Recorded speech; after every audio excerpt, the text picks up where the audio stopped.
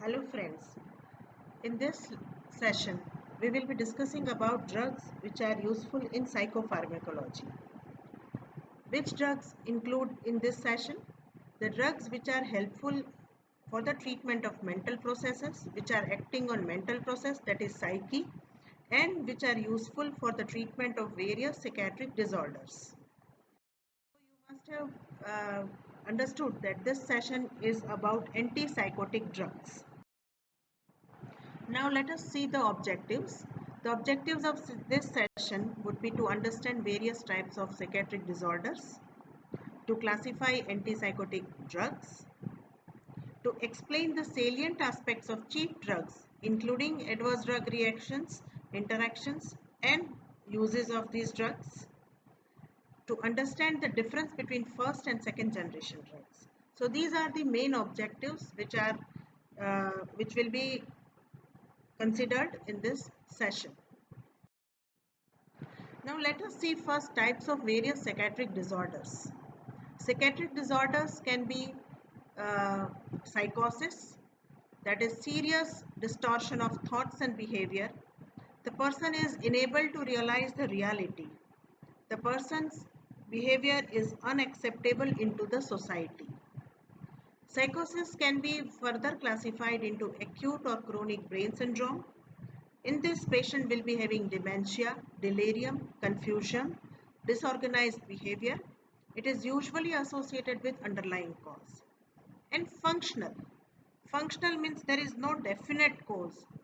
Memory and orientation of the person would be retained, but emotion, thought and behavior is grossly altered.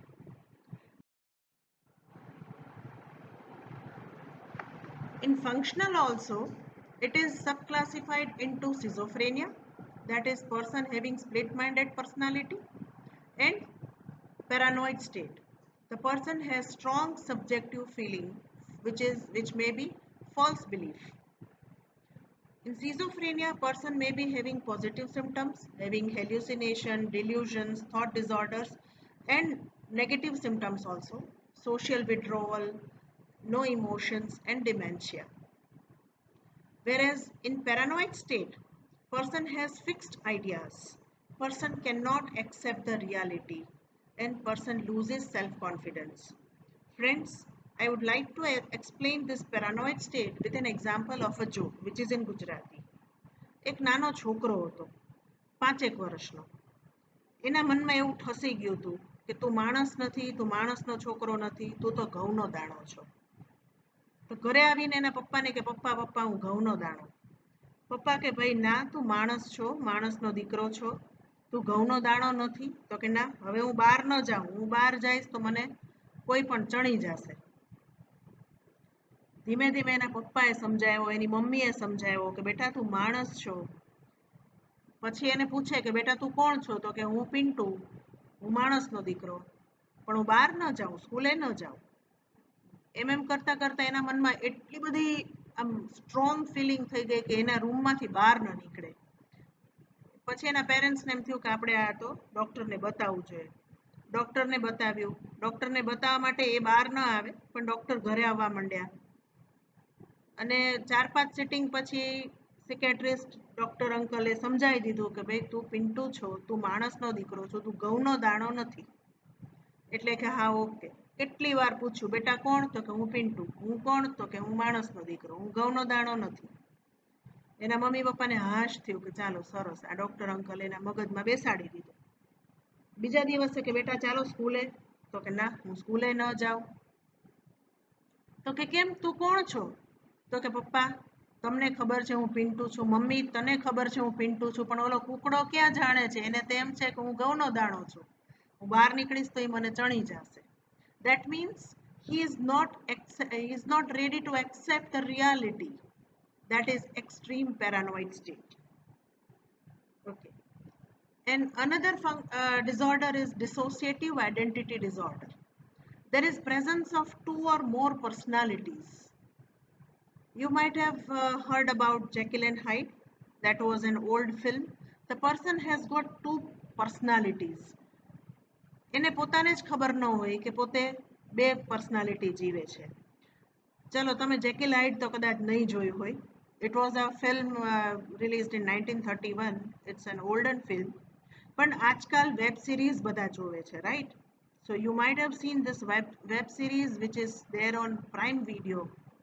જેકીલ Hyde તમને કદાચ નહીં મળે પણ આ જોજો, Breathe into the Shadows. It is a very beautiful story. અભિષેક બચ્ચનની છે, web series છે. So that explains dissociative identity disorder, DID. હું અત્યારે એના વિશે ડિટેલમાં નહીં કહું, પણ તમે જોજો, મજા આવશે. Anyway, so these are psychiatric disorders. Now, another type of psychiatric disorder is affective disorder, which is affective of mood. Either flight of ideas હોય, બહુ જ hyper elation હોય અથવા depression.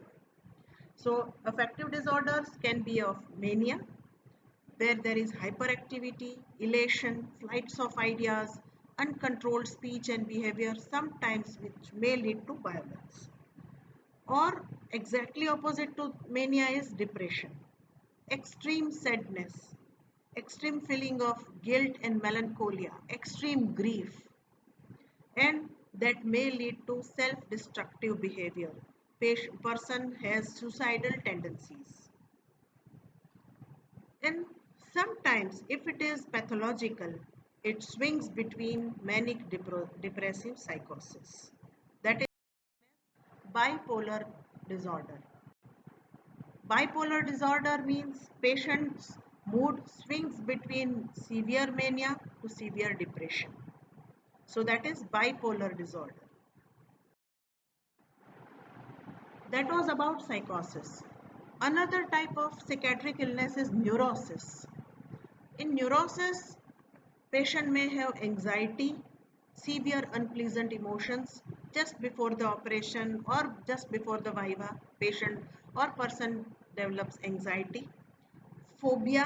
Phobia is fear of unknown, especially of object, person or situation. ઘણાને ક્લોસ્ટ્રોફોબિયા હોય, લિફ્ટમાં ન જાય. High એલ્ટિટ્યુડનો phobia હોય, પાણીનો ફોબિયા હોય, right? So that is fear of unknown. Then obsessive compulsive disorder, abnormality of thought and behavior, OCD કહેવાય એને. Reactive or post-traumatic neurosis, કંઈક સિવિયર સોશિયલ ટ્રોમા થયો હોય તો પણ ન્યુરોસિસ થાય. Sometimes it is hysterical. Hysterical means dramatic. Person has got attention seeking behavior. That is also a kind of neurosis. Now let us compare between neurosis and psychosis. In psychosis is actually a major mental illness, whereas neurosis is minor mental illness. A counseling thi treat kari shakai. In psychosis, insight into the illness is totally lost, whereas in neurosis, insight is present. Capacity to judge between right and wrong, good and bad is lost in psychosis, whereas that is present in neurosis. Mental function like thinking, emotion, personal care, everything will be disturbed in case of psychosis, whereas in case of neurosis, it is rarely disturbed or less disturbed. Person's thoughts are also disturbed grossly in psychosis, whereas less disturbed in neurosis. Example of psychosis is schizophrenia, paranoid illness, etc. Whereas example of neurosis can be anxiety neurosis, phobia, OCD, hysterical attacks, reactive depression, etc. Friends, to understand this psychopharmacology, you should have knowledge of these chemicals. These are happiness chemicals. Dopamine, oxytocin, serotonin, endorphin, these are all neurotransmitters of brain. They maintain our mood also. So whenever these chemicals are excessive in amount, patient will have psychosis. When these chemicals go down, they will have depression. Patient will have depression. So these are brain chemicals. Dopamine, you just remember about dopamine, serotonin, endorphin, oxytocin. Okay, these are the major chemicals which are involved in psychopharmacology, major neurotransmitters. Dopamine, serotonin, and norepinephrine. If they are overactive, patient will have schizophrenia and mania. Whereas if there is monoaminergic deficit, patient will have depression. Now let us focus on classification of antipsychotic agents. First generation, second generation. First generation antipsychotics having low potency, chlorpromazine, prochlorperazine, thioridazine. First generation antipsychotics having high potency, flufenazine, haloperidol, pimozide, thiazide, etc. Second generation antipsychotics, aripiprazole, clozapine, olanzapine, quetiapine, risperidone. These are very commonly used drugs in India. So clozapine, olanzapine, quetiapine, they are second generation antipsychotics, whereas chlorpromazine, flufenazine, haloperidol, they are first generation antipsychotics very commonly prescribed. Now let us see their pharmacological actions. Their main focus is on CNS, but apart from CNS, they are also active on ANS, cardiovascular system, endocrine, and skeletal muscles. What happens in CNS? In normal individual, there will be very less change. The person becomes indifferent to surroundings. The person will have psychomotor slowing, emotional quietening. The person will have less thoughts, reduction in initiation, and drowsiness. This is seen in normal individuals. In case of psychotic patients, aggressive and impulsive behaviors are calmed down.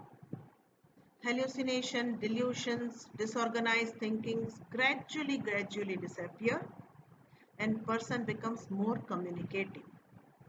But mind well, intellectual functional capacity is not affected.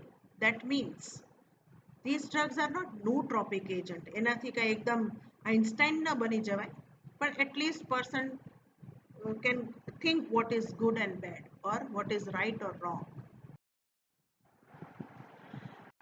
If we look to the pharmacological basis, how these drugs are acting, they act by blocking several types of receptors, especially dopaminergic D2 receptor. Friends, આના ઉપર ધ્યાન દેજો. Mainly they are D2 blockers. Apart from D2 blocker, they have cholinergic muscarinic blocking property, H1 blocking property, alpha-1 adrenergic blocking property, and 5-HT2 blocking property, serotonin blockers. Let us see the areas where dopamine receptors are situated. D2 receptor આપણો જે area છે રેડમાં બતાવેલો છે, and that is D1 and D2 are mainly present in corpus striatum. D2 blockade in various areas of brain. If D2 receptors are blocked in mesolimbic area, we will have antipsychotic property or antipsychotic activity. But we know that D2 receptors are scattered everywhere. If on CTZ D2 receptors are blocked, these drugs will have potent antiemetic activity. So these two are our actions of interest. But other actions are also there. On basal ganglia, D2 receptors are blocked, the person will develop Parkinsonism. And on hypothalamus, if D2 receptors are blocked, there will be prolactinemia that will lead to galactorrhea and gynecomastia.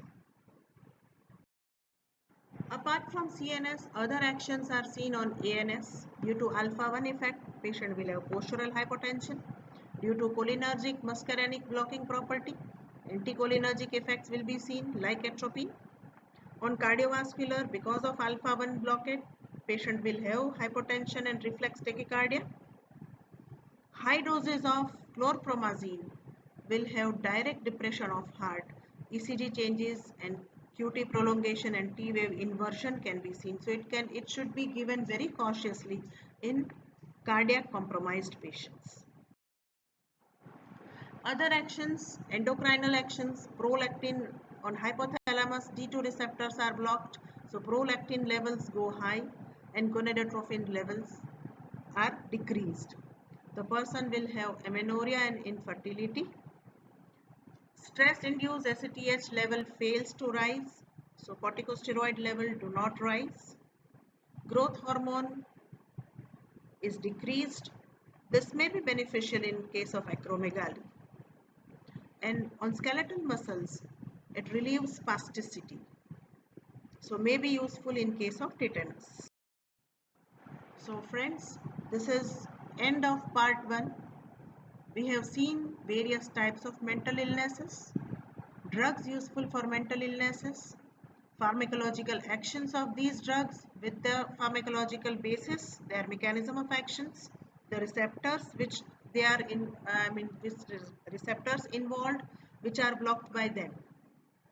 In next part, we will discuss about the adverse effects and their management, adverse effects seen due to use of these antipsychotic agents. We will see second generation drugs, how do they differ, why they are known as second generation drugs, interactions of when these drugs are used, various other drugs when they are used concurrently when these drugs are prescribed, and therapeutic uses apart from psychosis, where else these drugs can be used. These all will be discussed in part 2. Thank you.